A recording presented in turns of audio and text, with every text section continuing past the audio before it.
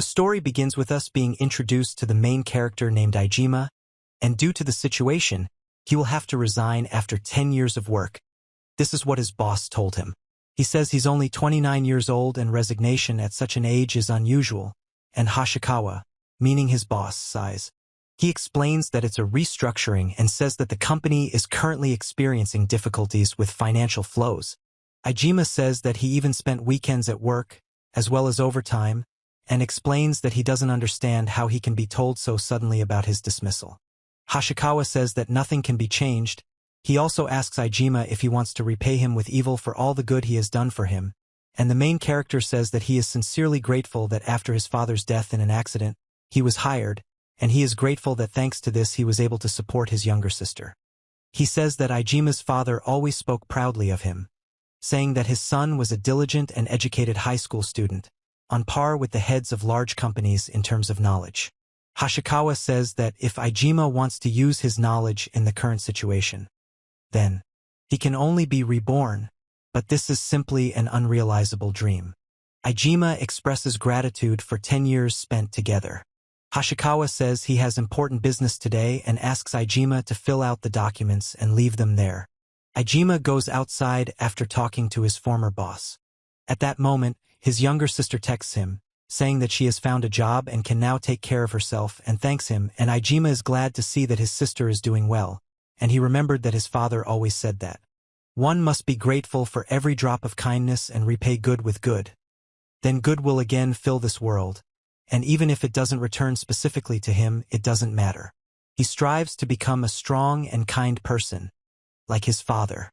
This book is his life compass, and a gift from his deceased parents, and he notices a child crossing the road and shouting after him.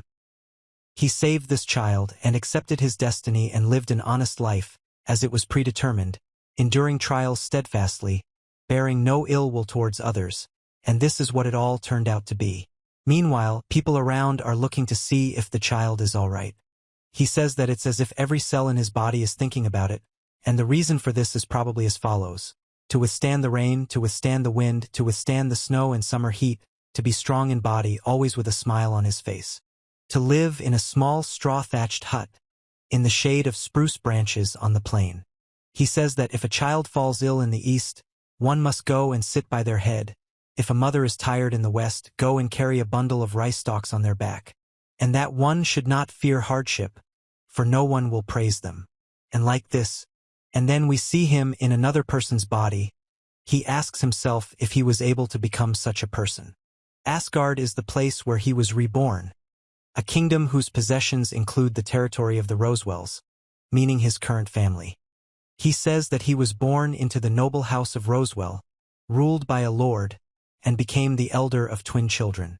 Ijima explains that this is a high-ranking house, bearing the duty of protection, one of the two pillars of the kingdom's knightly order. Ijima says that unlike his previous life, he is now prosperous, but as heir to the lord's title, he has no right to openly rejoice in his position, and this is due to certain reasons. Mari-san, his brother, asks what caught Ijima's attention, and he says that he is just slightly concerned about the state of affairs in the city. Today is noisy, it's because of their birthday, and asks what exactly worries Ijima.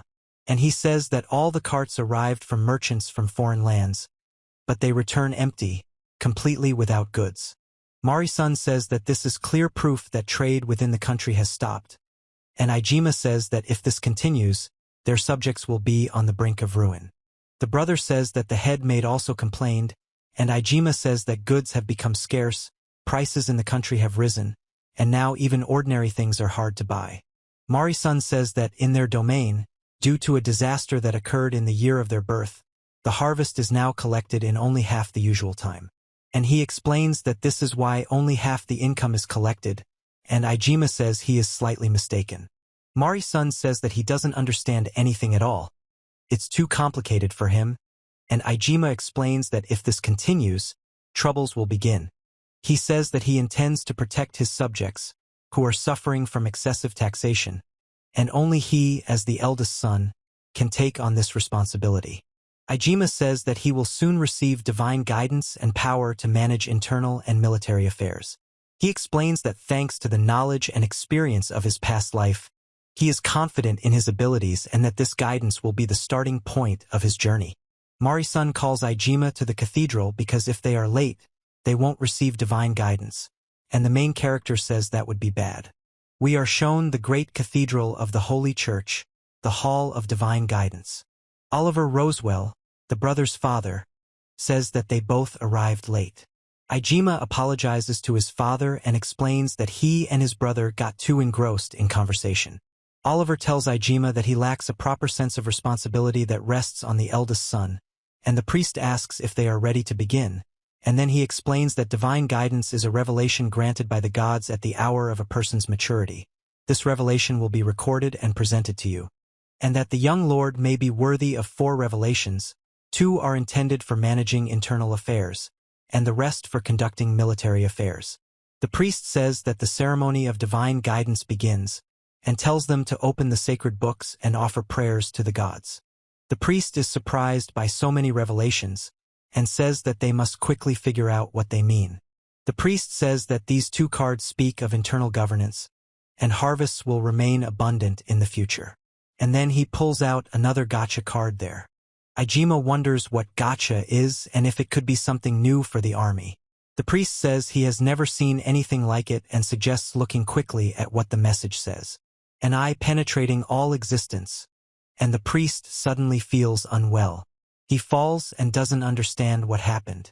The priest says that the divine eye rejected it, and asks if there really is such a grim revelation.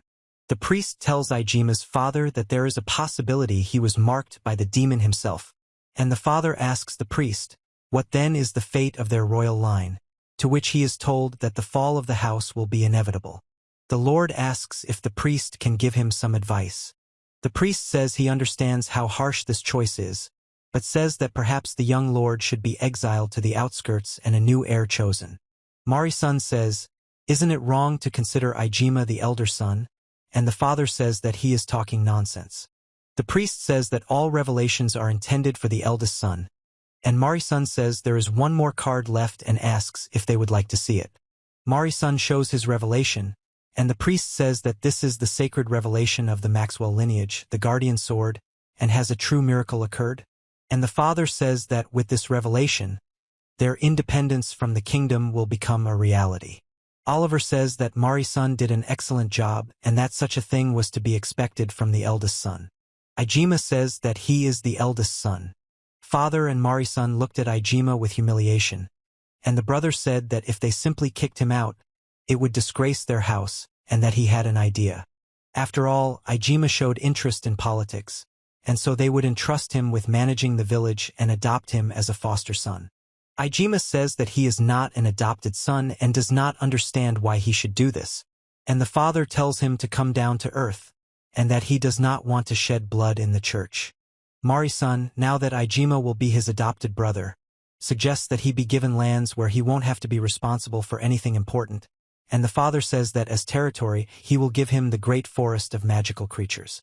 Ijima understands the whole situation and kneels down, and Mari-san says he appoints him to the position of Lord of the Great Forest of Magical Creatures, and the main character says he officially accepts this appointment. And the father's gaze is still unclear. He feels sorry for him, and at the same time he doesn't. The priest says that then the ceremony of guidance for the Rosewell family is concluded. The father says that they too should organize a celebration in honor of the eldest son successfully receiving the prophecy, and also adds that Ijima should prepare and immediately depart for his new lands. The father shouts after Mari-san and tells him to hurry up, while he tells Ijima that this is his last chance to tell him. He says that he was born only a few minutes earlier, but everyone always fussed around him. Mari-san says goodbye to Ijima and asks him to try to survive in the new lands, and that this is not yet the end. Ijima says that even here, his life path will not change and everything is just beginning, and also that his reign begins right now.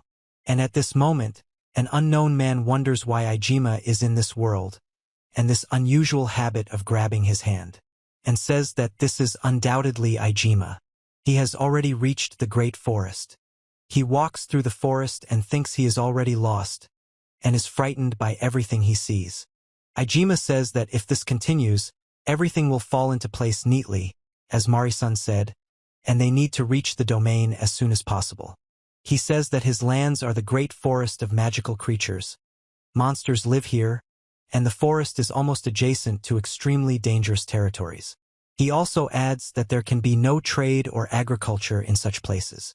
Ijima says he has knowledge from his past life, and he believes it will help alleviate the suffering of his subjects. And if hard times come, he has his own ace up his sleeve. He notices a girl and doesn't understand what to do or why she is so unwell. Ijima asks the girl if she is all right. Then he asks if she can hear him, and if he can move her a little, which causes her pain. He says that the wound on her back is too serious for an ordinary person to handle, and there's definitely no doctor nearby.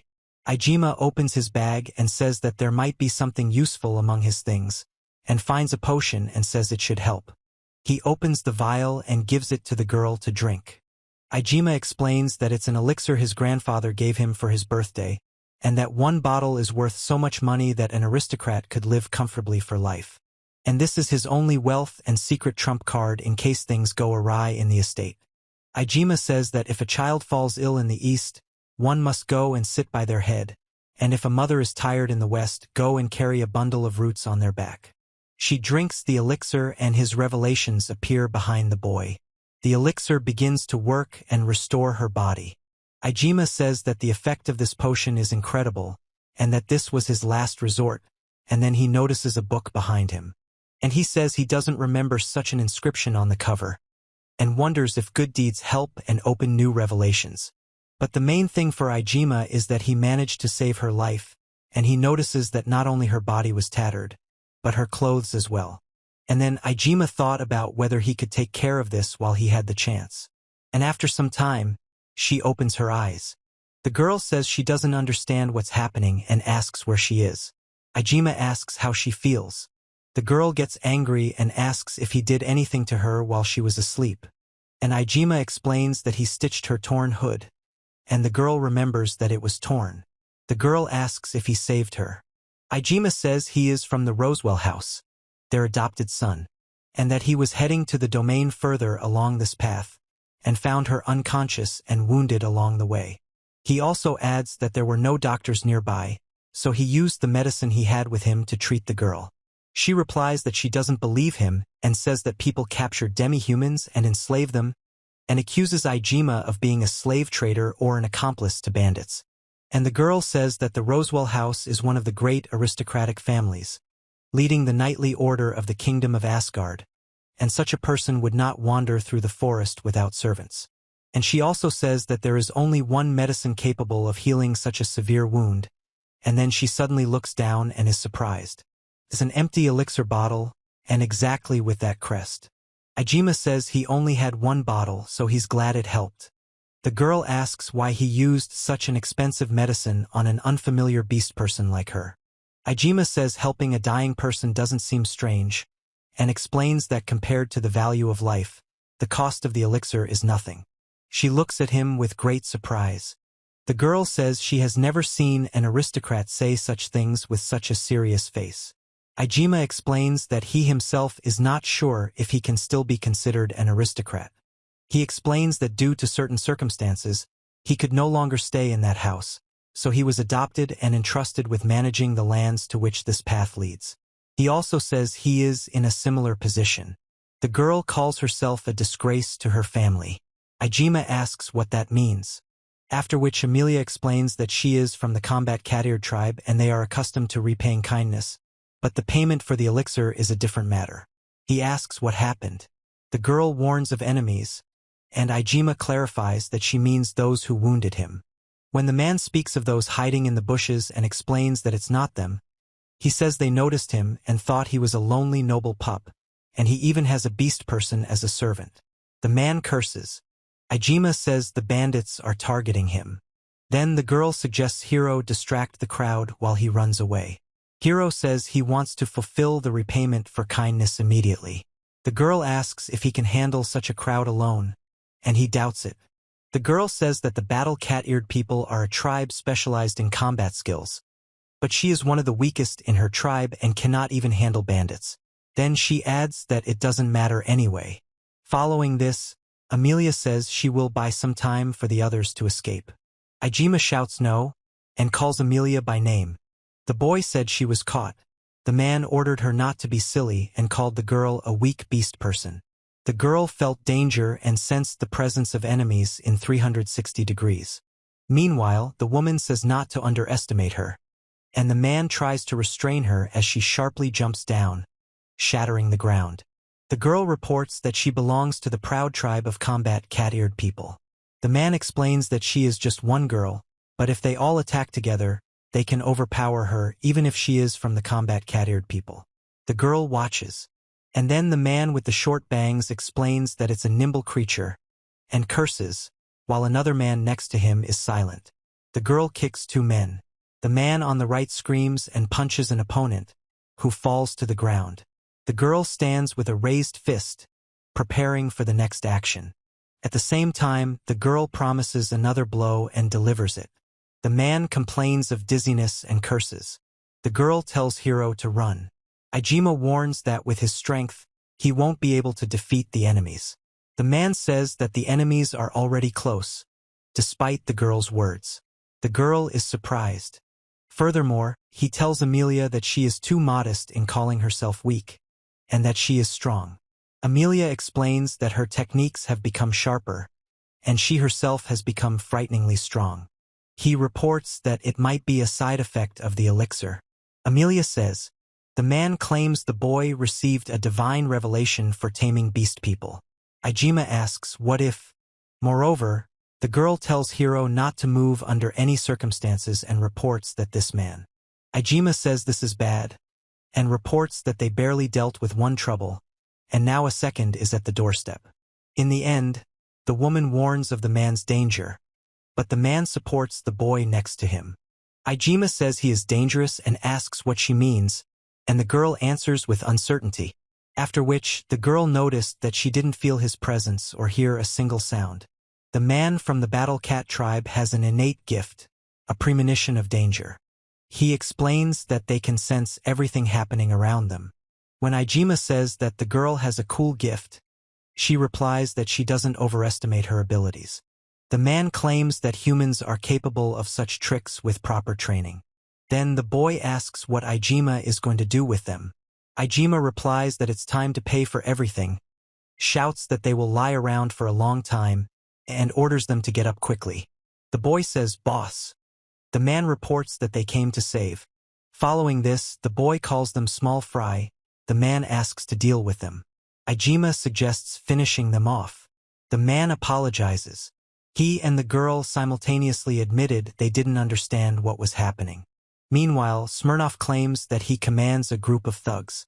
The man claims that even though they are bandits, they are considered noble outlaws and adhere to the rule of not harming ordinary people.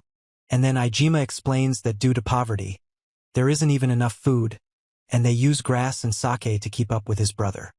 He claims he will never live in a way that would be shameful to heaven, and that such is the way of the Smirnoff family. The man replies, "To hell with food." The man says that training his subordinates is his duty. He would like to reward them, but his wallet is empty. At the same time, the boy says this might atone for his guilt. Ijima asks what it is. The man explains that it's his resignation. Ijima repeats the word resignation. The man shows a wanted poster, Sword Master Smirnoff, S-class criminal with a reward of 10 million. In addition, Sword Master is the most honorable title for a swordsman. Noting the ominous expression, the boy refuses. The leader decides to disband the gang and send everyone to Smirnoff's village. Moreover, Ijima declares that he no longer wants to see them, and the group leaves. The man shouts for them to go back. The girl examines a card with the inscription, "Premonition of Danger." He reports that they were disbanded, and then the leader shouts. In the end, Ijima declares that he will not give up and will fight to the end, despite the difficulties. Then he lets out a squeak and prepares for the next action. The man taunts and asks where he is from, after which Ijima reports that a minotaur is before them. The man shouts that it's time to run. Ijima and the girl fall. He admits he is wounded. He reports that he uses a special technique. The boy and girl in the background react to this. When Ijima reports that if the blow lands, he will no longer allow himself to die, the man raises his weapon, preparing to attack. He tells the beast tamer boy that he has no revelation to appease the monster. The beast tamer boy explains that he is not a beast tamer and has no such revelation. Then he reports that this time he will have to deal with it himself. The man grips the hilt of his sword and then the boy screams. The man grabs the weapon, swings it, and Ijima and the girl are silent, watching what is happening. He told Patsu to take the girl and run away while there was a chance. Smirnoff is outraged and asks how they can do this. Following this, Ijima says that a real man should know when to take a risk but also when to retreat. He suggests Amelia leave quickly, and she reports that Smirnoff's comrades need to be called for help. The girl says he got far chasing her, and if this continues, then that's it. Meanwhile, Ijima claims that he was pursued because of Amelia's wounds. As the woman reports, the girl asks Hiro to forgive her and not to worry about her, but just to run. The man demands they stop playing hide-and-seek and asks what they are doing. And then Ijima says he can't believe this movement. He reports that despite it being a damn bull, something unusual is happening. The inscription Fiery Roar appears, accompanying a blow with a fiery attack. The girl reports that she will become a wall and orders them to run away quickly. He repeats the same thing. At the same time, Ijima believes that if he helps someone, it's not so bad. He explains that even if he can protect himself from the flames, the situation will not change.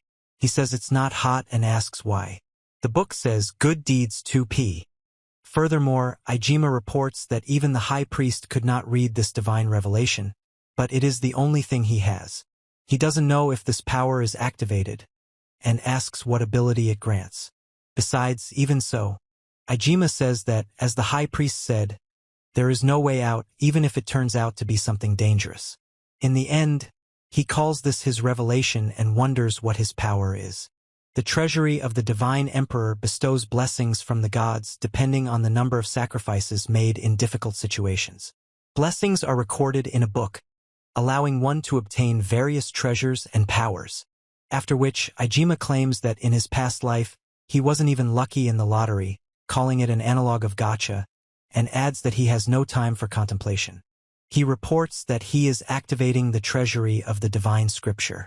When Ijima says that he invokes power to defeat the enemy and protect his friends, he asks what kind of book it is and says it's like a naive innocent child. He explains that it's a legendary rank, the Book of the Lord of the Divine Dragon. Then Ijima asks about the legendary rank. He asks to wait and asks what it is. Following this, Ijima says that if it appeared from the Book of the Divine Dragon Lord, then it is a divine dragon egg. He reports that if so, then he commands it to be born and appear, addressing the divine dragon, and asks it to protect them. The man asks, is it really? He warns that without action, everyone will perish, calling it madness. Addressing Lord Divine Dragon, the man advises the boy to be careful. Meanwhile, the girl says, Ijima tells the demon when he and two other characters take cover from an explosion. The man asks if they are intact. He reports that they were saved and asks what is happening. And then Ijima says, first it was the Minotaur and now what? The man reports out of the frying pan and into the fire. The man calls it an ancient dragon. At the same time, the boy admits that he cannot handle fighting two such creatures simultaneously, and the man calls them insignificant. Ijima states that he is already angry and hungry, and another character replies that Ijima is also buzzing just like a mosquito. Then Ijima hits the creature on the head. The man explains that the bull part of the creature must have been burned by its breath, which is why it now emits. Furthermore, the man explains that dragons only help in myths. The dragon says it sensed the presence of a relative and came here, asking what benefit a proud dragon has. The boy asks where Ijima got the egg. Ijima explains that it, as it were, took itself. In addition, he claims that it's understandable. The boy reports that he will take it and protect it, and the girl says that they cannot leave it here. In the end, Ijima explains that this egg is the last legacy of the deceased dragon gods, and if it falls into human hands, It will undermine the prestige of the dragon lineage. The bird says it saved their lives purely by chance, and addresses the children of mankind. He says, After which, Ijima says that this egg is a power granted to him by the gods, and asks if he can keep it under his care. The man exclaims in response that he says that the dragon is an ancient beast guarding the entrance to the dungeon. The girl warns that if the dragon wakes up, they won't get out alive. The man explains that they need to find a way to bypass the dragon or appease it, otherwise they cannot proceed. When the dragon apologizes, the man says they touched a raw nerve, calls it crap, and orders the others to run. The dragon reports that its stomach rumbled. Then Ijima says he can't believe they actually did that. The man reports that now they can rest peacefully. The girl explains that they managed thanks to their combined efforts. The man admits that due to the abundance of food, he gained weight and also began to notice dizziness and joint pain from sudden movements. Following this, the girl reports that she is now on a lean diet and is halfway through, and the dragon explains that it doesn't even have the strength to fly anymore. The man said he spoiled everything, and Ijima doesn't understand how one can have a rumbling stomach at such a moment. Meanwhile, the girl and the man apologize. The boy asks the girl if she has calmed down, and reports that he is also hungry. And then Ijima claims that there is nothing in the shelter besides wild greens and alcohol, although he reports that in his bag there is a magical artifact passed down in their clan, as well as a whole pork carcass, soy sauce, sugar, salt, and some warming herbs. He claims they have soy sauce. He repeats that it's special. The creature asks what it is. At the same time, Ijima claims he won't disappoint. The two men report that the bird they caught was very large and strong. They have lit a fire and will soon be able to eat. In addition, the dragon made a loud sound and asked what the dish was. The man replied that he couldn't stop himself and began to curse. Ijima reports that it is ginger-fried pork and robber's pot soup. Besides, he reports that there was a slime nearby. The girl asks about the ingredients in the soup and what he used. He's glad she liked it. The girl keeps asking what. Ijima reports that the maid told him they were edible and taught him how to properly butcher them. He says it looks so, but tastes very good. In the end, he reports that there are many slimes here and you can eat as much as you want. The man warns that this is dangerous territory that even adventurers avoid, and it's no place for sports. Then he asks why they even came here. The man found Amelia lying unconscious. The girl is heading to her estate, which is a little further along the way. After which, Ijima asks what happened and speaks of losing consciousness. The girl explains that she was called a disgrace to her family and decided to prove that she was strong enough. He says the girl decided to fight the Minotaur to test her strength. The girl says you could say that. When Ijima explains that he had an elixir with him, the girl recounts that this is why she was so severely wounded and almost dead. The man reports that he applied an elixir to the wounded beast person and asks where he got this potion. He clarifies that this medicine is a gift from his grandfather. Then Ijima reports that he is from the Rosewell family and is their eldest son. The man says that since Ijima is from a noble family representing an entire country, there must be a good reason for this. He reports that he was adopted and appointed ruler of the Great Forest, and the house will be inherited by his younger brother, as he did not receive the necessary divine revelation. Following this, Ijima notes that such cases are not uncommon among the nobility. He was lucky. He was simply banished from the family for convenience. He claims that if his interlocutor had his head as a trophy, it would already be a merit worthy of ensuring the family's inheritance. He stated that he would not return home and did not need advice. Meanwhile, the man states that one cannot survive empty-handed and asks Ijima what he is talking about. Ijima replies that it is better to be poor than to betray someone who saved his life. The boy believes he will receive nothing for his kindness, while the man claims he is a good guy, rarely seen, and that suits him. And then Ijima says that he wants to extend a helping hand to those in trouble and make people happier than he is. That's the kind of person he wants to become. He is surprised by the creature's kindness. Several people place barrels next to the winged creature. At the same time, Ijima asks the girl if she will follow him. The girl replies that she will repay him for the help with the elixir. The man suggests they join him, explaining that together they are more useful for work and fighting. He says they are currently bandits but used to be honest people. The man claims that if he becomes their leader, everything will succeed. Furthermore, Ijima says that violence and theft are forbidden. The man states that this goes without saying. He claims that the army doubles strength, the fortress increases allies' strength by 2 times, and Aegis's shield halves enemy strength. The man says this also increases strength. The man asks, what the hell? In addition, Ijima reports that he was excluded from the team. The man notices the smell of alcohol. He noted the interlocutor's culinary skills and wondered about trusting him with the divine dragon's egg. In the end, the dragon claims that he and Ijima are allies and asks if that is so. Ijima replies that if the ancient dragon itself says so, then the dragon asks to continue feeding him delicious food and promises to prepare something useful next time. After which, Ijima reports that his body feels light. His head isn't spinning, his joints don't ache, and his senses have sharpened, as if he's aged 1,000 years.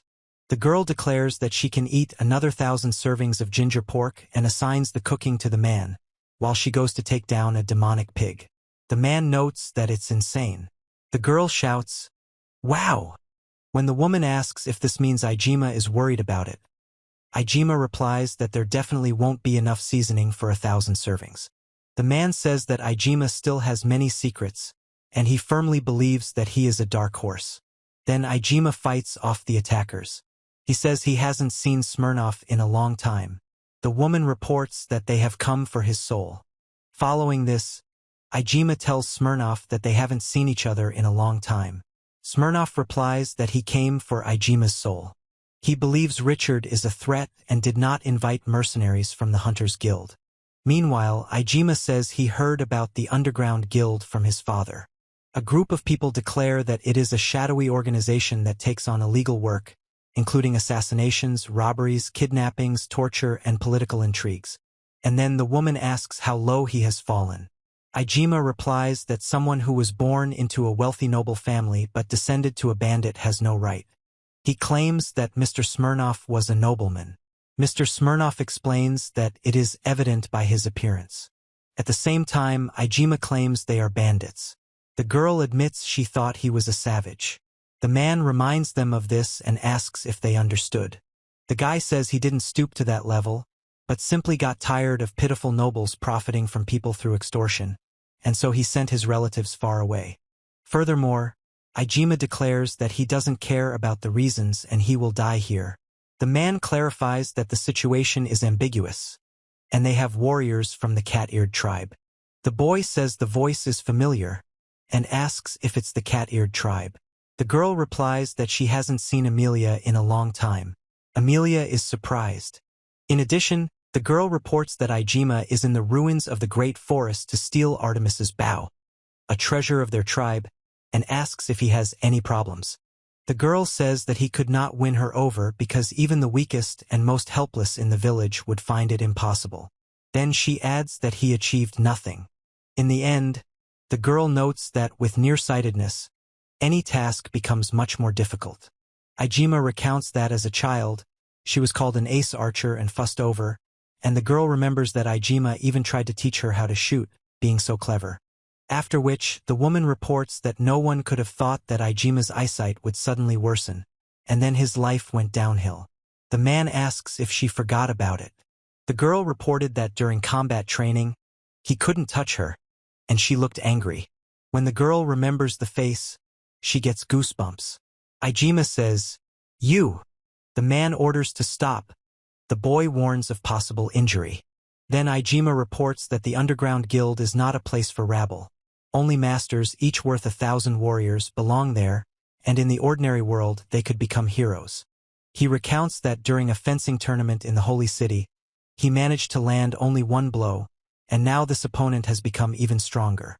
Following this, the woman says that the boy would have been the first victim if he had rushed in headfirst.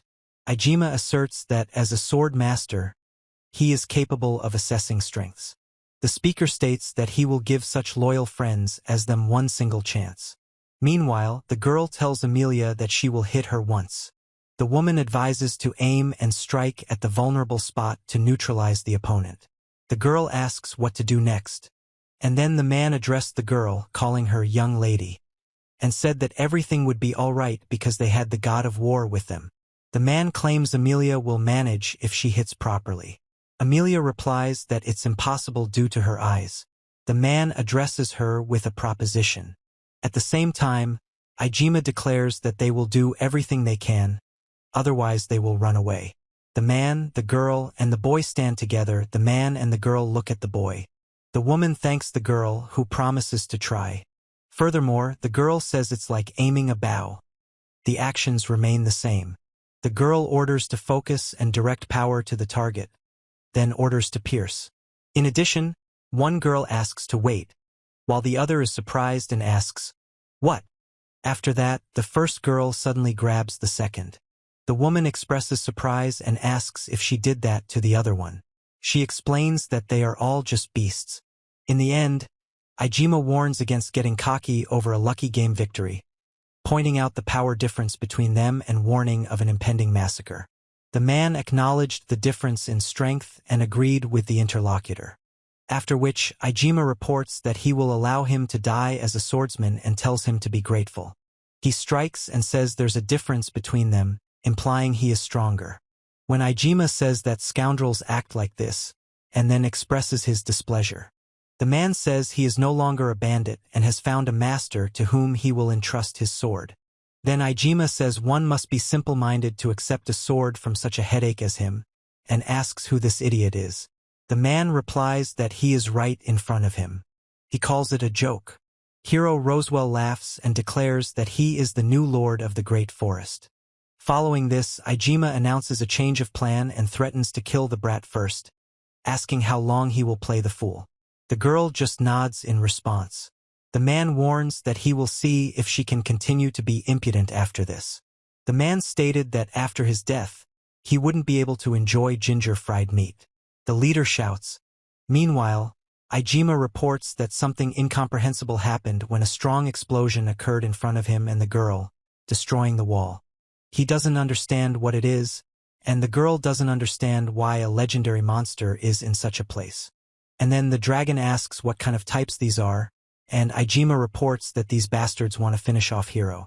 The man offers dinner, then explains that they've taken a swing at an ally and offers himself as dinner, after which he shouts. At the same time, the dragon asks if it's all over, and reports that it's weak. Ijima and the girl lie on the ground before the dragon's open maw.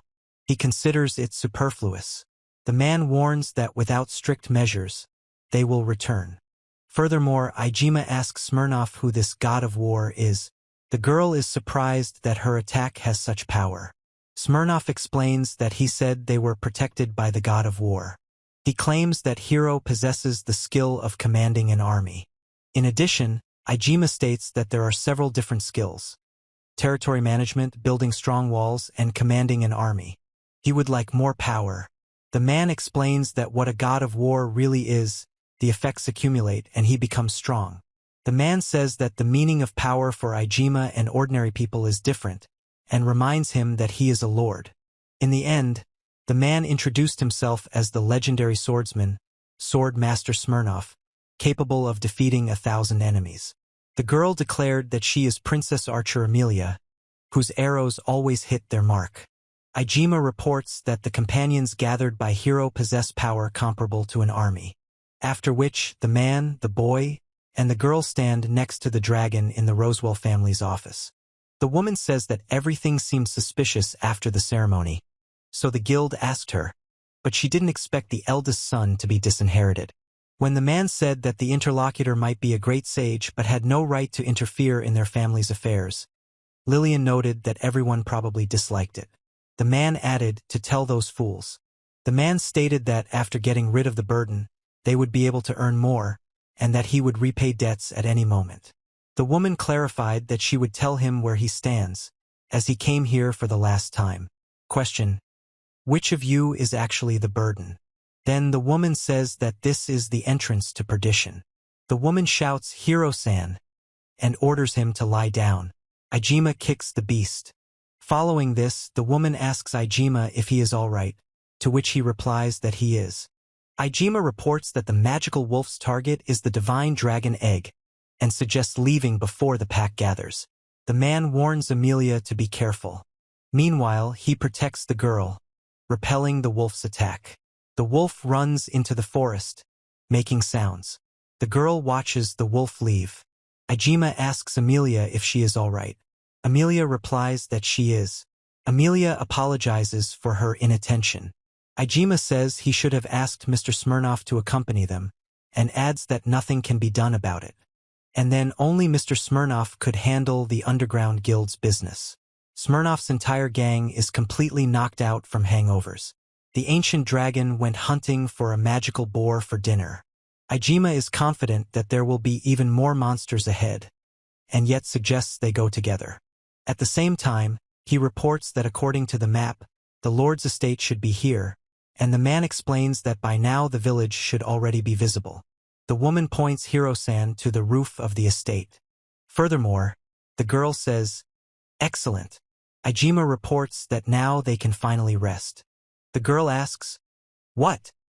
And he replies, "Huh." He says the land is harsh, but there are no villages, no inhabitants, and even the estate itself is in such a state. Moreover, the woman notes that appointing someone to rule such a place, especially one in ruins, simply doesn't happen. Ijima confirms. He thinks it would be great to do so. The man says that, unfortunately, they were not mistaken. He suggests going inside. In the end, Ijima reports that the building is completely destroyed, and the girl suggests finding a suitable room. Ijima points to a room in the backyard where a huge tree had broken in. The woman says it's surprisingly clean. He explains that thanks to the tree, which protected it from rain and wind, it suffered less than the others. After which Ijima declares that the egg can be placed here and suggests using this room as a base. The man notices something and asks what it is. The girl asks why this thing is here. He replies that it's magical or for fuel. When Ijima says that it's difficult to set up camp in such a place and that these might be things left by someone who spent the night here, the girl reports that they will use them gratefully. He admitted that he hadn't done this in a long time and was a little nervous. Then Ijima reports the use of fire magic. The girl asks Hiro if he can use magic. Hiro explains that he studied it as part of his noble education, but can only use domestic spells. The girl says that nobles are capable of betraying even their own children, and claims that Hiro's father must know the deplorable state of the lands. Following this, the girl calls it merely a beautiful lie to conceal a death sentence from her own father, and the man calls her Amelia-san. Ijima forbids uttering such words. Meanwhile, he claims that good deeds return to you. The girl explains that likewise, malicious words and lies inevitably return to the speaker. Ijima says that Amelia-san has had a heavy heart all this time, and even if it was during the conversation, she lied about testing her strength. Amelia-san is silent, and then he tells the girl to explain why the Minotaur was chasing them. The girl seeks an artifact with the farsight skill, Artemis's Bow, to save her younger sister. At the same time, a card is shown describing a gift from the gods that allows one to determine the location of a target at any distance. Ijima says that even with poor eyesight, one can shoot a bow and asks what it means to save a sister. He explains that their parents died early from illness, and only he and his sister remained in the family. He reports that a demand recently came from an influential person in the village to take them into his son's house as toys and servants for life. He refused. The boy says, moreover, among the combat cat-eared people, there is a martial arts tournament once a year where the heads of houses fight, and the house's ranking depends on the result. The girl says that since she became the leader, they are always placed last. She claims that the weak always obey the strong. To save her sister, she has one chance, to show strength at the tournament in a month. Furthermore, Ijima claims he needs Artemis's bow, and he already has it. The woman claims she is the best at archery, but her eyesight has deteriorated, and she can no longer see the target. In the end, the woman admits that even with the Minotaur in the temple, she couldn't handle it, and everything ended shamefully. The man warns that if this continues, his sister, In the darkness, a future devoid of hope awaits her. The girl says that as the elder sister and head of the household, she is obligated to protect her at all costs. Ijima asks if they want to try in that case. Ijima explains that this is certainly not a divine skill. After which, the woman states that she cannot guarantee success and does not reveal her plans of action. The boy reports that everything is fine and asks the girl to close her eyes. The girl agrees. When the girl admits to misunderstanding, the man explains that he wants to kiss her. The boy asks why the girl is standing so close. The girl replies that it's like in fairy tales. A prince's kiss breaks a princess's curse. Then the girl says she is not ready yet and asks if there is anything specific under the magic. Ijima told Amelia that she could open her eyes. Amelia asked what that meant. Following this, he explains that these are called glasses, and reports that they are a tool that helps correct vision. The girl says the thin glass is admirable. Meanwhile, Ijima explains that it's ice made with magic. He inserted ice lenses into a metal frame found among the discarded items and replaced the glass. He explains that he made them hastily, relying on memories from his past life, so they are not yet perfect. The girl offers to adjust them to his vision so he can see properly. And then Ijima says Hiro-san's magic. The ice melts. The boy apologizes and reports that the ice is melting. The girl says it's still a little blurry, but she can see her hands and the room clearly. At the same time, Ijima thanks Amelia, and she responds by calling him. The woman reported that she saw what was needed and something extra. Furthermore, the girl tells Hiro-san that he has a beautiful face. Ijima does not understand Amelia's behavior and asks for an explanation.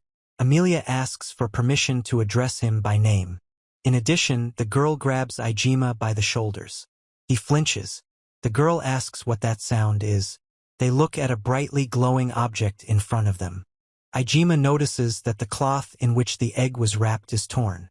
The girl screams and Ijima asks what this time. Then they see cards with the blessing of the divine dragon, increasing allies' health by 1.5 times. In the end, he reports a new skill related to dragons, then speaks of their fusion and expresses surprise. Ijima announces a new heavenly revelation. The Lord of the Divine Dragon subjugates dragons and restores allies' health threefold. An explosion or destruction follows. The girl notes that it's trying to hatch, and Ijima confirms the seriousness of the situation. After which, he says, the Divine Dragon. He reports that since even the ancient dragon shows him respect, he must be incredibly strong. Ijima claims that this little one is a divine dragon. When the woman laughs, tells her to sit still and warns that if foam gets in her eyes, it will sting, the girl screams. The girl tickles and asks for a rub. The little girl asks if Daddy will be with them. The girl explains that Daddy is busy, he's sewing and washing. Then Ijima tells Amelia to change clothes. Amelia asks if Dad will also take a bath. The girl screams that it's not allowed, and another girl calls Dad. Amelia shouts Hiro, then lunges at him with soap. Hiro asks what it is. The girl on the bottom left reports that Dad died. And on the right, Amelia apologizes to Hiro-san. Following this, Ijima reports that the divine dragon egg has hatched. However, everything changed when they saw the child. Ijima claims that this child is a divine dragon. He claims that a divine dragon is different from ancient dragons. The girl adds that legends mention divine dragons as representatives of a dragon-human race. Meanwhile, the woman claims that she can always be addressed directly, while the man asks if she can speak, considering she was just born. The girl utters, "Ba," and "Mama." And then the girl shouts, "Mama," and throws herself into the arms of the woman, who says in surprise, "Eh." Ijima told Amelia that he didn't understand how it happened. Amelia replied that dragons also have imprinting. Ijima explained that they were the first ones she saw after birth. At the same time, the girl shouts, "Mama," and he says, "Papa." The woman says they need to do something. Ijima says, "For starters." Furthermore, the woman suggests they all go to the bath, and the girl shouts, "Bath, bath." Ijima washes something in a wooden bucket on the grass near the house. Besides, he explains how it all came to this. The man sighs. Ijima says that it was written here about late blooming and an environment for upbringing. He reports that he will have to raise a daughter. In the end, the man says that even if they raise her here, in the current conditions there is no clothing, no food, no housing, or rather, no necessary items at all and nowhere to get them. Ijima admits that he wants to escape problems and calls himself a coward. The man asks if his stomach hurts. After which, the girl asks, "Make it ouch ouch, fly away?" The woman replies that everything is fine. She was just thinking. He explains that to make such cute clothes in such a short time. The girl with ears says she is amazed. The girl is glad she liked it and reports that she didn't sacrifice the brought sheet and dismantle her canopy for nothing. When the girl asks if everything is correct, Ijima replies that everything is perfect, and the hairstyle is charming. The boy calls the girl cute. The woman with ears says she is a divine dragon, and Ijima confirms that she is, of course, cute. The girl declares that she is a divine dragon, the head of the dragon race, and another girl asks, "Is that true?" Then the girl repeats the name Chin, and the man names Shinryu and Chinner. Ijima thinks it tasted good, and the girl calls Chinsuko cute. Following this, the girl informs Hiro that Divine Dragon is merely the title of the head of dragons. Hiro suggests a personal name for her. Ijima finds it difficult. The girl with ears says Chinsuko is too complicated. Meanwhile, the woman says she has red eyes, cute horns, and the head of the dragon race. Ijima claims that this is the golden radiance of the divine dragon, and then he reports that it will be Joel-chan. Ijima explains that the word golden is shortened to Joel. The girl asks how he feels about it. At the same time, he says Joel. The girl says Chan. The girl tells her mom that her name is Joel-chan. Mom says such a name makes one think. Ijima agrees. In addition, he says he has a new family, and he is very happy about it. In the next frame, he begins to say that he is, after all. The woman recounts that since childhood, her father told her to become a great lord, worthy of this country. So in childhood she studied with a great sage. The boy reports that his father loved talking about money. Moreover, Ijima often talked about profit and finances, but for him it was just an excuse to talk to him.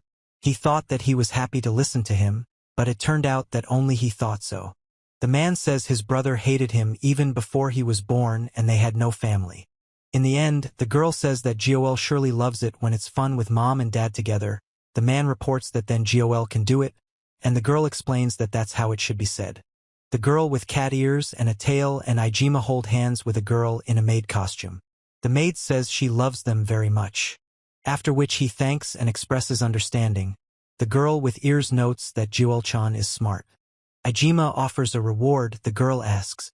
When the man says, "Here," the girl asks, "Dad, this is for washing, right?" And reports that Joel doesn't want to wash. Ijima points to the spot and says to blow. Then the girl watches the floating bubbles. The girl asks what Daddy's magic is. Following this, Ijima explains that these are called soap bubbles. The little girl rejoices and asks her mom to look. Amelia asks Ijima if anything happened, and he says Amelia's name. Meanwhile, Ijima notes the beauty of the girl, who blushes. He doesn't understand what she's saying. The girl explains that it's because of a different hairstyle and clothes. And then the girl says, "Ah," and then asks Joel-chan what happened. The girl asks, "Will you kiss?" At the same time, Ijima says he is shocked, and the girl replies, "Of course not." The woman claims that Joel saw the kiss from the beginning, and the man explains that when parents kiss, Joel understands what it is.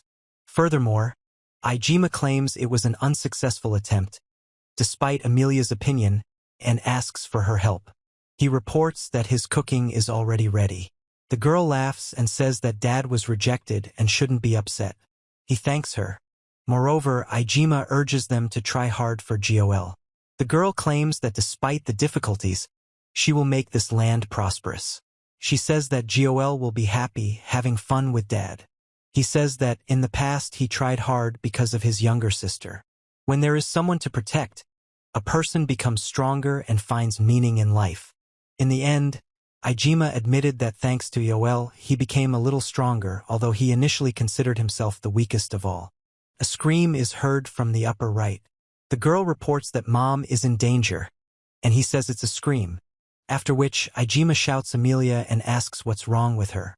Amelia is lying on the floor. Next to her, people express surprise. He doesn't understand how it happened, and the girl doesn't know what happened. When Ijima reports that attention must be paid, he reports that something unpleasant happened in their domain and explains what the problem is. Then the girl agrees, and Ijima confirms, "Yes, Joel-chan." The girl notices that Gol is playing with mom, but not with dad, and asks what's wrong. Gol confirms that it's a problem. Following this, Ijima reports that it's not about that, and the girl says she wants him to look at this. He reports that the food is almost gone. Meanwhile, the woman apologizes and explains that it's her inattention. The girl asks mom if she ate all the food, and the woman reports that it's not quite so. The woman claims that she put the remaining slime with other products, but it was alive and ate all the food. And then the woman recounted that yesterday Amelia screamed and fainted because when she opened her bag, there was a giant slime inside. Ijima reports that the pork is destroyed, only slime, seasonings, and dried meat are left. The man asks what that means. At the same time, he says that he decided to say hello and taste something delicious, having heard that the divine dragon had hatched, and since that feast he had been fasting all the time, but instead he was met like this. He asks for something to be said. The boy asks who he is. Ijima believes that forgetting an ally's face is senility. The girl claims that an ally cannot be. The man sharply tears a brooch from his clothes. Furthermore, the man asks if this is an ancient dragon. The dragon asserts that it is undoubtedly him. The boy is surprised that he could understand this from one piece of information. The girl asks if breakfast isn't ready yet. The man replies that there's only dried meat. Ijima asks what he said. The man explains that dragons, even children, eat more than adult humans, and dried meat won't even fill a stomach. Moreover, he says that something urgent needs to be done. The man reports that he could go hunting for a magical boar, but the woman tells Hiro not to fulfill one request. In the end, the man asks if he would allow him to become the divine dragon's mentor. The girl replies that each species has laws and techniques that are only passed down to their own kind. Ijima explains that they won't be able to teach her everything she needs. He agrees with the ancient dragon and believes it is useful to learn from one's own kind. Gol advises choosing what one likes and suggests she make her own decision. After which, the woman warns Ijima of danger and disagrees with his decision to proceed. However, Ijima is stubbornly determined to continue his path. The girl suggested playing with Grandpa, and the man agreed. When the woman reports that the ancient dragon is raising the divine dragon to be a worthy representative of the dragon race, Ijima says no. The girl denies traditions, saying that Gol is just Gol. The man asserts that it is the law and asks if she understood. Then the girl says, "If you understood, then go ahead," and the man replies, "Good." Ijima suggested solving the food problem. The woman strongly forbade taking risks. Ijima agreed and continued the conversation. Following this, the girl asks to be allowed to go hunting, and the man reports that the ancient dragon has been given the role of mentor, so he too can be useful. The boy claims that their tribe only eats fresh prey. The girl explains that leftover food is stored for winter. Meanwhile, Ijima says that horns and hides can be exchanged for seasonings, spices, clothes, and tools. He says there's little time, so it's easier to show them in action for now, and asks about hunting tools. The girl explains that when she talks about hunting, she means traps, and will first show the simplest trap, which uses only rope and branches. This is a hunting method that. And then the woman says that the trap should not emit any scent, and Ijima explains that this is why materials are gathered on site. The girl explains that the rope is made by tying vines growing near the mansion, and that this is a trap set with tree branches. The man suggests setting the trap on a beast trail and talks about it. At the same time, the girl reports that she scouted the area before gathering and found no danger signs. The man says that's good then. The girl adds that if the forest is nearby, one can also gather edible plants, but one should not relax. Ijima calls it psychological trauma, and the girl claims that a large slime can swallow an adult whole. Furthermore, the woman points to a suitable location, announces the start of installation, and explains the process. The man is ready to set up similar traps in 3 more places on the animal trail. In addition, Ijima says that the boy looks pleased, and the girl reports that she thinks she can finally be useful to Hiro-san. The girl turned to Ijima and asked him to prepare glasses for the target. He asked what she was doing. The man noted that a bow would be a good idea, but at that distance. In the end, the girl reports that today she is using a sling, one of the weapons her tribe excels at. She explains that it is a powerful weapon capable of bringing down even large prey. Ijima claims that a bird can be shot down with a stone, and the girl is going to throw it more weakly. After which, the girl throws a stone that flies and explodes in the distance. The upper right panel shows an explosion. The upper left panel shows a screaming bird. The lower left panel shows an explosion in the forest. When Ijima says it's good that the girl didn't throw with full force, the girl replies that such power comes from a small stone. He argues that it's important to train and control one's strength, explaining that the increase in abilities from divine revelation is also problematic. The girl notes that the prey is only stunned, and he is happy that the valuable food didn't shatter. From the roof of the house one can hear. Then Jewel-chan asks Ijima what she's doing there.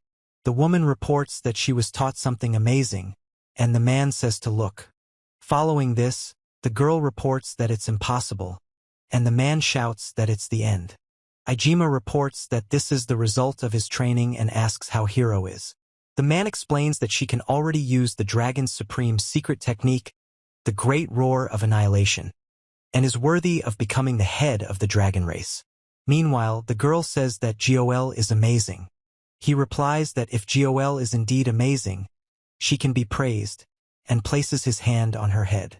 The girl reports that Ijima was taught by the ancient dragon San.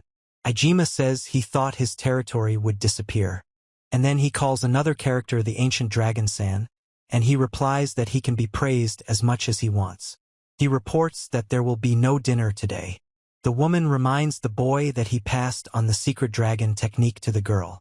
Ijima talks about food problems, explains that he understands how much food has disappeared, and that in his domain there's only a few days' worth of edible food left.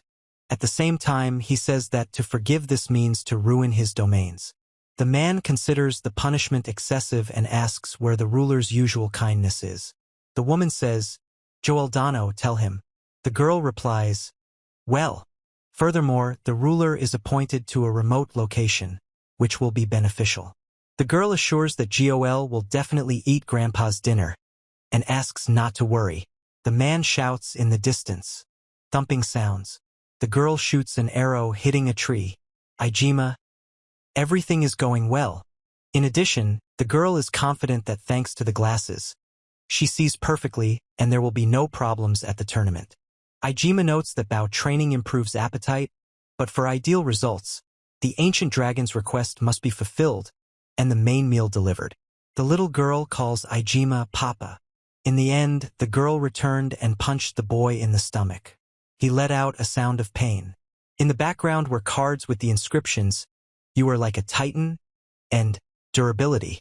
The woman asks Hiro if he's all right. Hiro reports that thanks to divine revelation. Ijima asks what the results are. The woman recounts that there is plenty of food and Gol also caught something amazing. After which, the girl asks what it is, and he asks if it's amazing. Ijima orders them to go. The girl invites. On a large creature, the girl says it's amazing. The creature asks Hiro about his rich catch. When the upper right man talks about a great magical boar and a sea serpent, and below explains about a minotaur and a medusa.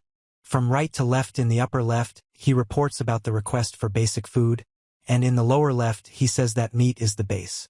Ijima asks why there are inedible monsters here, and the creature explains that minotaurs and medusas cannot be eaten.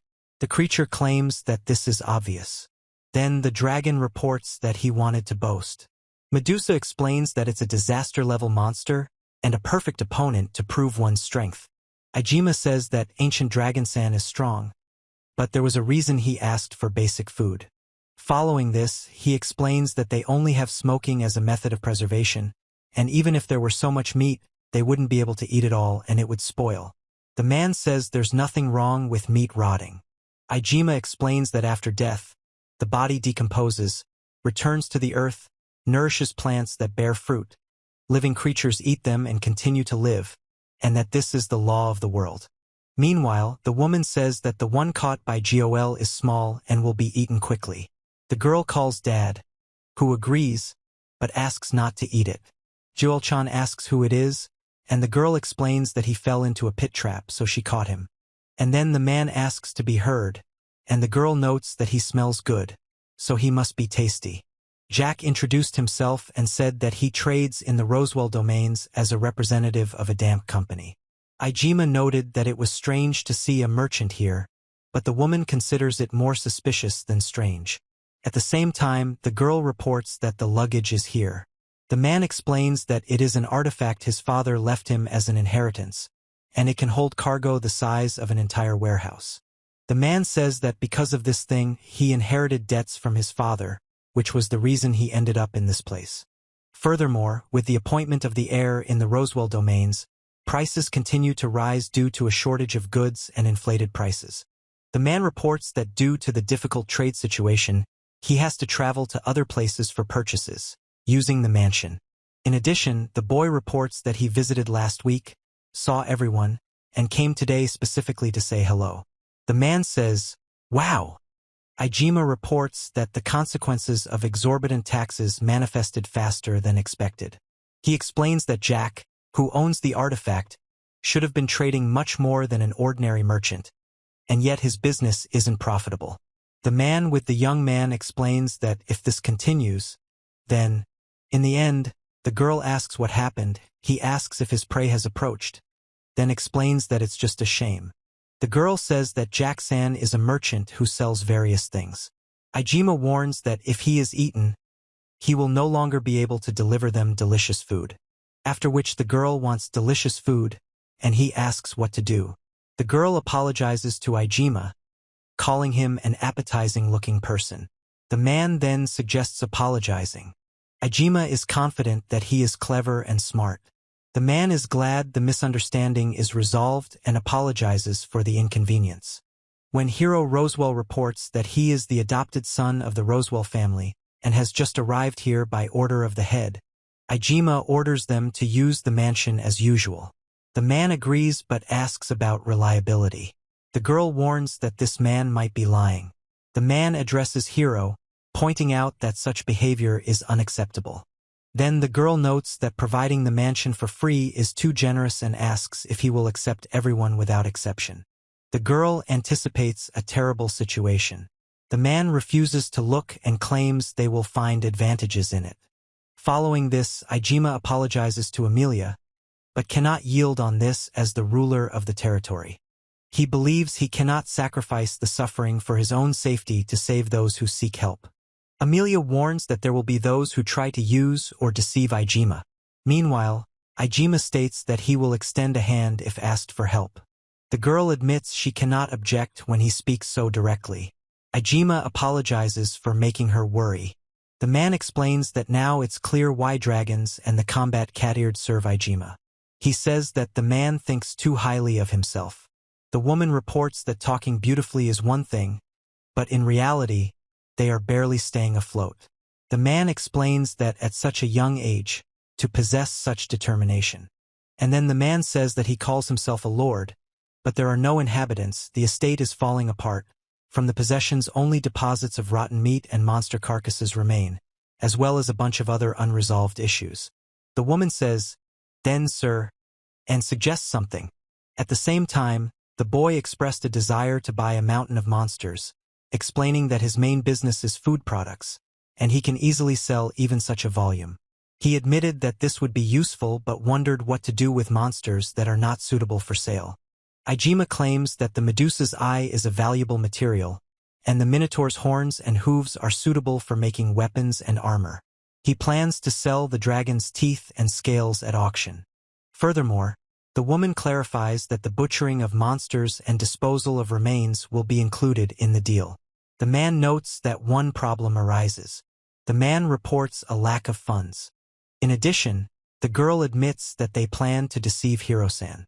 The man clarifies that he cannot afford to buy all the materials. The man says that a private deal would yield higher profits, but he proposes an exclusive contract. This is a magical agreement with deferred payment that the Ardamic company uses in deals with territories. The boy explains what this means. In the end, the man informed that he would pick up orders once a week and pay out the proceeds at the end of the next month.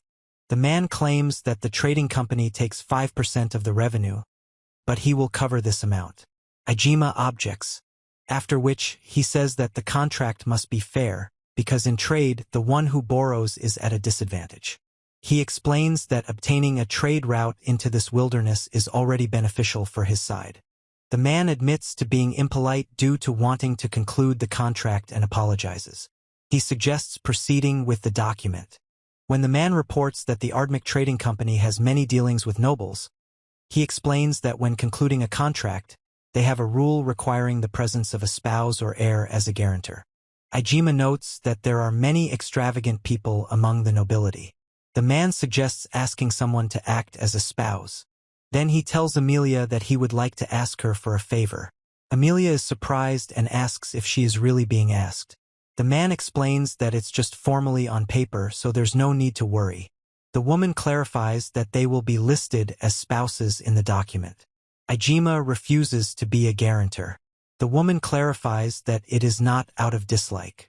Following this, the girl says that even if it's just formal, she wants to be asked properly.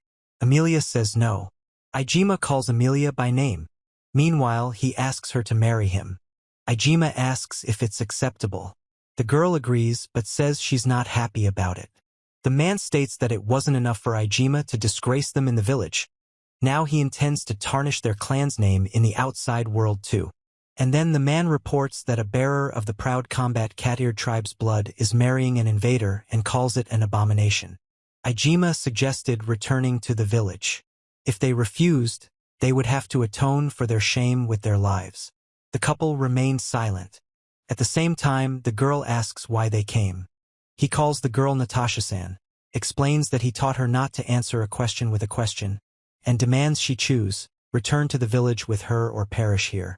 Ijima asks if Amelia is familiar. The girl replies, yes, Amelia taught her a lot in childhood. Furthermore, the girl claims that she is a specialist in reconnaissance missions, of which their village is proud, and explains that she is probably pursuing Ijima for escaping the village. Ijima believes the problem is not in the escape, but in the people on the land. Besides, he says that people are the problem. The girl reports that this territory has been passed down through the Rosewell family for generations. Ijima clarifies that the location is near the village of the combat cat-eared tribe and was previously used by humans to hunt demi-humans. He also notes that the history of this land remains poorly studied. In the end, the boy reports the appearance of a lord, and the girl is surprised to meet a contemporary on the human side.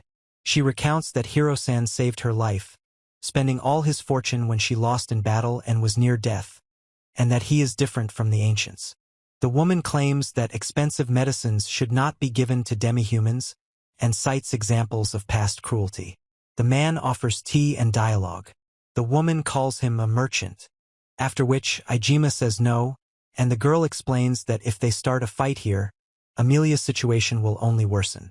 He says, think. The man reports that if everything is left as is. When Ijima says that sincere apologies won't help, as they might demand his life as compensation, and explains that in case of a fight, he would simply be killed. He claims that knowledge and experience from his past life are useless here, and ultimately Mari-san was right. Then the boy says that since this is the end, he will say one last thing. Try not to die in your own territory. Ijima replies that they need to think. There must be a way out, one move capable of turning this situation around.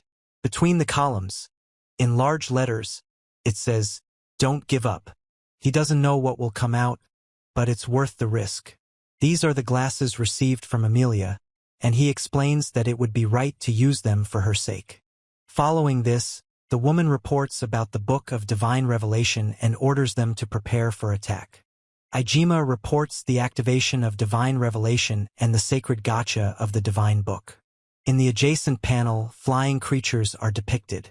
Meanwhile, the card indicates that the skill to increase crop growth rate by 2 times is called field cultivation, leading to a 3-fold increase in harvest. The man adds that there are also rice grains and beans.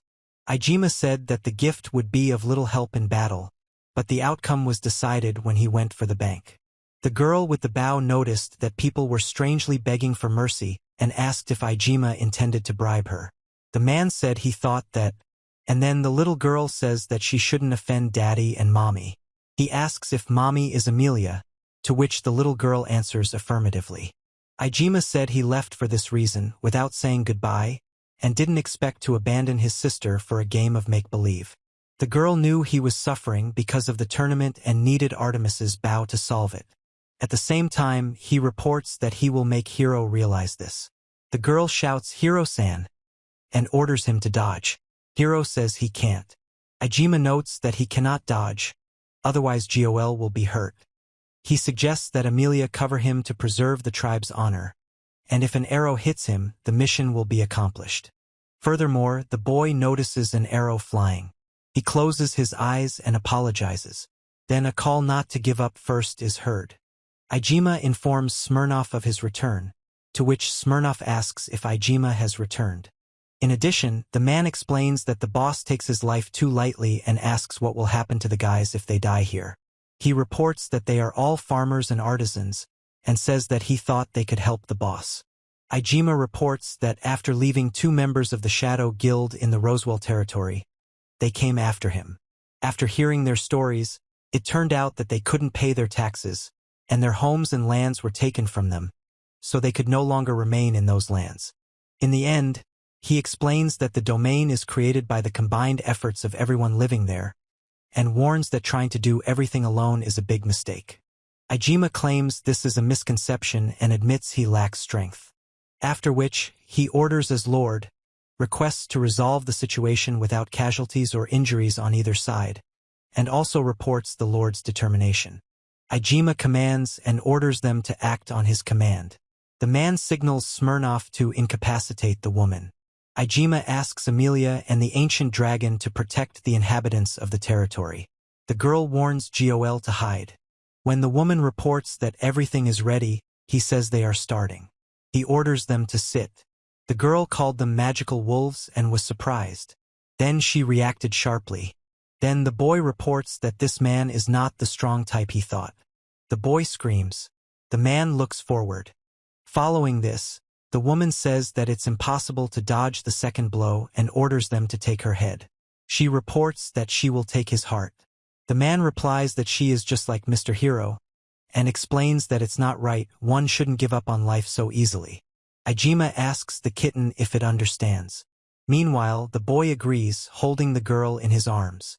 Ijima tells Smirnov that he is, as always, magnificent and thanks him, and Smirnov replies that Ijima is also doing well. And then the man asks what happened. He notes that the magical wolves remained unharmed. Ijima claims this is one of his divine revelations. He explains that it was originally intended for negotiating with beast people, but he strengthened the tone and turned it into a command. At the same time, he claims that the fact that it affected even dragons is a surprise. Amelia addresses Ijima with a request. Furthermore, the woman asks why he protects humans so much if he knows the history of humans and demi-humans. The girl recounts that she initially thought that helping a dying person was wrong, but Hiro told her it wasn't. She also mentions that Natasha taught her this. In addition, one girl claims that cat-eared people always repay kindness, and the other says that it is a custom of their tribe. The woman confesses dishonor. Ijima asks what he is going to do with her. The woman replies that she is not going to do anything special, but asks for one thing. In the end, the boy asks if they are being escorted to the village of the combat cat-eared people. He reports that Amelia plans to return for the tournament. The man asks what he is going to do in the village, and he replies that it would be better for them to go together. The woman says they are going to the village of the combat cat-eared people to meet their new neighbors. After which, the man reports that they have traveled a decent distance, and the girl says to hold on, the village is close. The girl asks why they have to walk. The man explains that they could capture the village faster by putting them on their backs and attacking from the air. However, he categorically forbids doing so. When Ijima says they are going to say hello as neighbors, the man and woman explain that there is a wall between humans and beast people, and it is unknown what could spark a war. He warns that the ancient dragon will deprive them of food. The girl on the man's shoulder says that war will lead to food deprivation, and she is not worried. The man with the bandage on his head asks if they have enough strength. The woman with ears and the boy next to her respond. Then Ijima notes that hostility towards humans there is very strong, according to Natasha and Amelia's accounts. The man suggested mobilizing everyone, but noted that this was impossible due to everyone's work. He explained that their absence from the territory for 14 days would not allow them to simply leave the domains unattended. Following this, the man reports that he asked Jack to deliver materials and a full set of tools. The artisans will undertake the construction of housing and the repair of the mansion. The woman explains that the farmer was entrusted with cultivating the lands and growing rice and soy seeds obtained through divine revelation, and also instructed the subordinates to divide. Ijima says they also have important work. The man confirms that Ijima entrusted him with something. The girl reports that they need to establish relations with the cat-eared tribe. Meanwhile, he claims that the demonic forest is not rich in land and will not provide all resources. He suggests establishing trade with the village for mutual benefit. Ijima expressed a desire for Amelia to win the tournament and become a bridge between the village and the forest, but doubts its success. Amelia clarified that she left the village of her own free will and is not sure if she will be allowed to participate, but sees no problem with supporting neighbors. And then the girl explains that their tribe yields to strength, but at the same time understands the difference between a strong and a recklessly brave person. The man reports that there are those who are ready to rush into attack without fear of death, and wonders if they truly understand this. He orders. The girl mentions a secret weapon obtained from Smirnoff-san, and says that if necessary, she will solve all problems with its help. Ijima asks what this weapon is. The girl expresses hope for a peaceful resolution of the situation. At the same time, he reports that the village begins beyond that pass. Ijima points out the size and explains that it's like a fortress created by nature. The man confirms.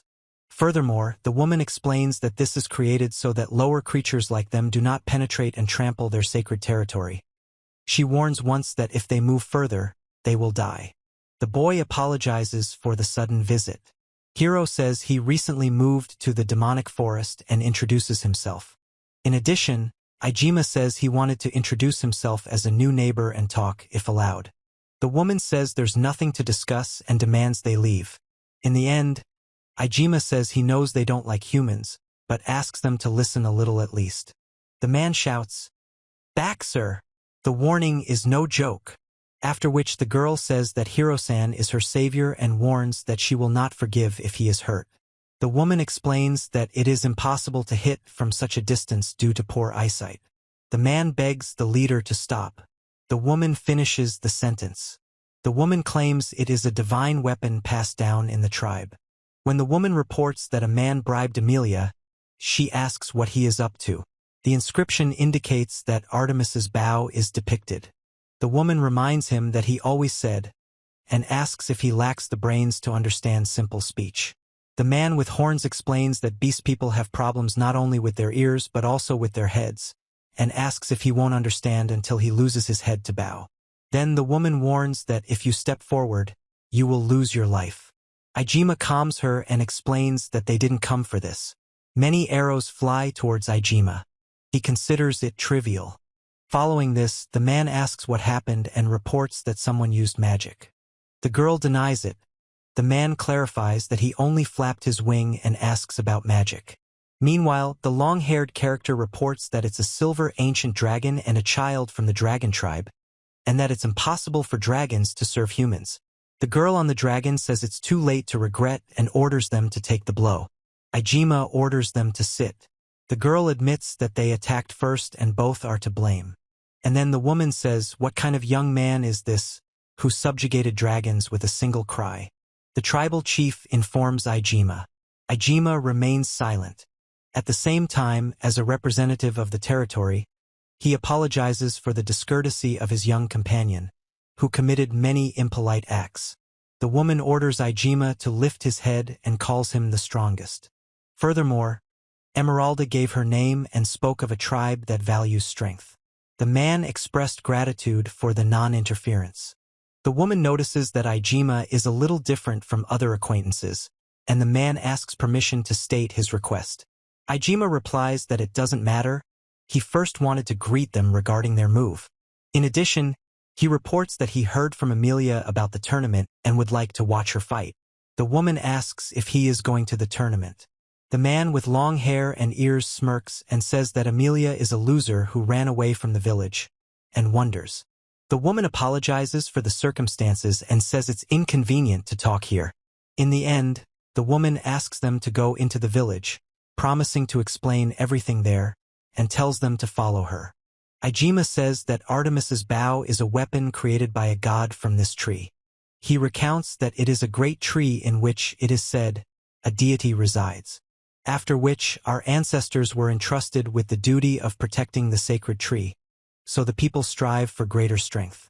The man warns of the end of the pass and possible noise in the village. When Ijima says he can't believe this happened, he claims it's the village of the combat cat-eared, and the man says it's amazing. Then the woman notes the unusualness of the situation when a person is invited to the village. The man assures that this will not hinder the plan. The woman asks if everything will be all right.